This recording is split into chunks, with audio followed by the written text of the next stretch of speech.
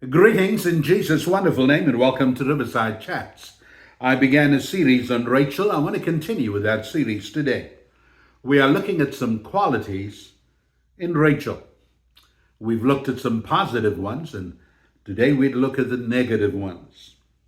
We all have positives and negatives. Today's lesson will center around this fact. Rachel was a trickster. This was in the family genes. You remember her aunt Rebecca. Jacob's mother was a trickster also. She aided Jacob, her son, in stealing the birthright. The father was old and close to dying. Isaac wanted Esau, his favorite, to go and get him some venison and prepare it like the way Esau did. And he wanted to give him the blessing. The mother devised a plan quickly. She said, get me one of the goats, the kid of a goat. And she devised a plan to make Jacob's body seem hairy as Esau's. She aided him in tricking her husband so that he would give the blessing to Jacob and not Esau. Esau was mad. This trickery and this idea of trickery was not only in Rebekah, it was also in her husband Jacob. Jacob went through with all of the plans he and his mother devised to steal the blessing. But in it all, God works. God sees the heart. God knew that Jacob was zealous for the blessing. But Esau, he just took the blessing for granted. Do not take the blessing for granted. God has given you the promise of blessing. Rachel was a trickster, like her aunt Rebecca, like her husband Jacob, and like her father Laban. You remember Laban, what he did? Laban, on the eve of the wedding, just when the ceremony was to take place. I don't know whether they had a ceremony like we have today. The ceremony must have been totally different. He gave Leah. He tricked Jacob. Jacob was mad, but he was getting back a bit of his own medicine. Rachel was a trickster, and this trickery was in the family line. Jacob had worked for Laban quite a long time, and Laban was blessed because of Jacob. When you are planted in a certain place, others will be blessed because of you. Your wife will be blessed because of you. Your husband will be blessed because of you. Your family will be blessed because of you. Your employer will be blessed because of you. You remember Joseph when he was in prison? The whole prison was a different place because Joseph was in charge. You remember when he was at Potiphar's house, when he was butler, the chief manager of Potiphar's house. God blessed that household because of Joseph. Jacob too brought the blessing into Laban's family. Laban became a very rich man. His sons were jealous of Jacob. But Laban was a trickster.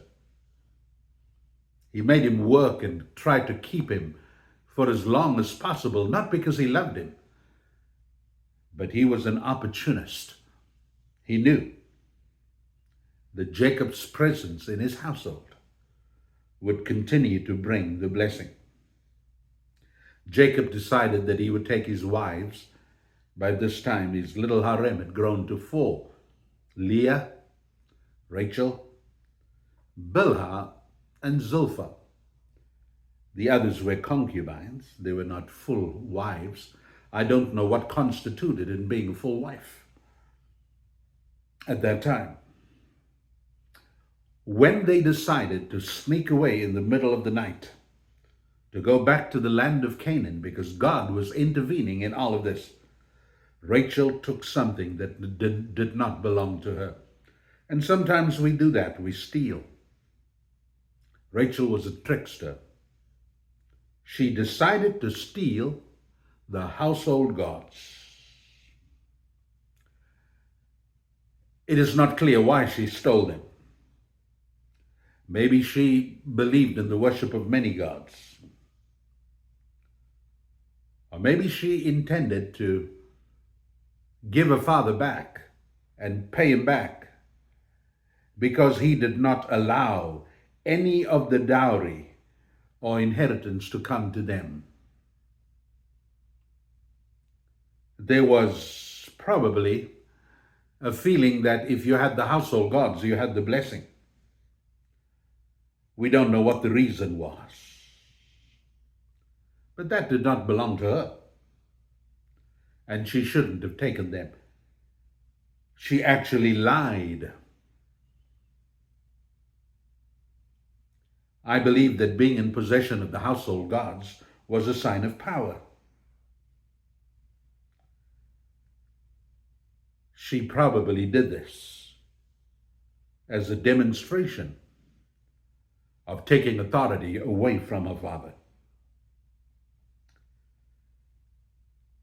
What Rachel did was that she hid the household gods by sitting on them and claiming she was menstruating, that she was having a period.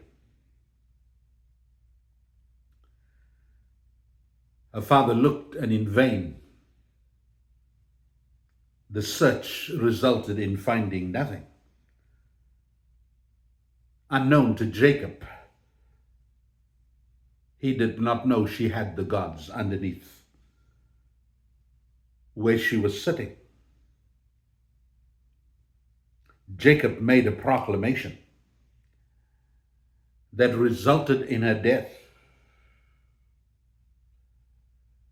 Rachel had this trait of deceit and trickery that ran in the family line. Often, we are not a whole lot different to our parents. If your father was a good man, you probably will be a good man too. If your mother was a gracious lady, you probably will be a gracious lady too. Family traits run in the family line.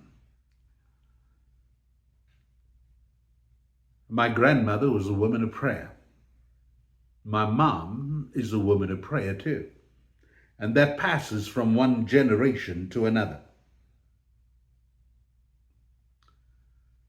Rachel was cursed.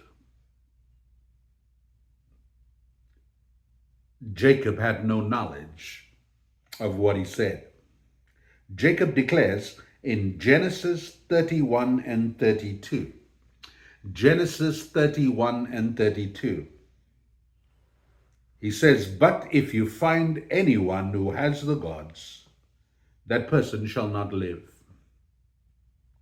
Now, I don't know if Rachel died directly as a result of Jacob's proclamation, but words have a lot of power.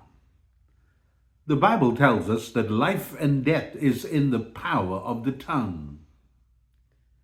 So what we say is very important. Words that proceed out of our mouths is of uttermost importance. Rachel died giving birth to Benjamin. She died in Ephratah. She died in Bethlehem. She was not even buried in the cave where Abraham and Sarah and Jacob and Leah would be buried.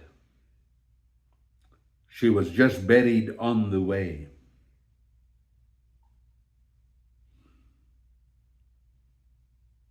Our actions have consequences. We must be good on the inside and the outside. A cousin of mine had a birthday yesterday. I wrote a note to her saying, Sherilyn, you are beautiful on the inside and the outside.